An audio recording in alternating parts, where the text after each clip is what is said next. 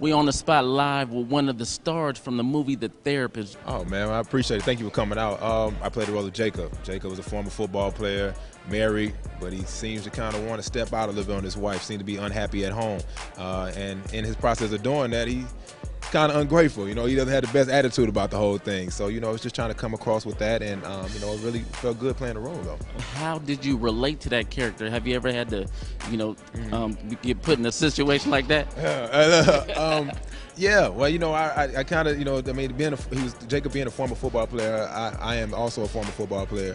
So being that was a simple part. Going into the relationship for the infidelity was a little different. But I mean, as a man, I've always, you know, I was faced with temptation and things of that nature, and this also being a relationship. So in this situation, I just kind of really looked inside myself and looked at other relationships and other people that I know that are in relationships, and just kind of really pulled from that.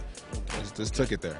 Yeah, I can see that question got you a little nervous. You didn't know who might see this. I ain't want to I'm tell sorry too about much that. of my business. So you say you play football. Tell me a little bit about that. Well, I was fortunate enough and blessed enough to play 6 years in the National Football League, finishing up with the Arizona Cardinals. Because Jacob was coming from a professional athlete, but his career didn't end the way he wanted to, not on the high road, more for the injury. So he kind of carried that burden along with his relationship and being unhappy, and all those things kind of tied into it. And I was just kind of able to relate to it.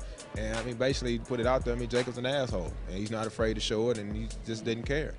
Yeah, I don't know if anybody told you this, but you almost look like a taller, slimmer Sticky Fingers. Sticky Fingers. Wow, that one? Look.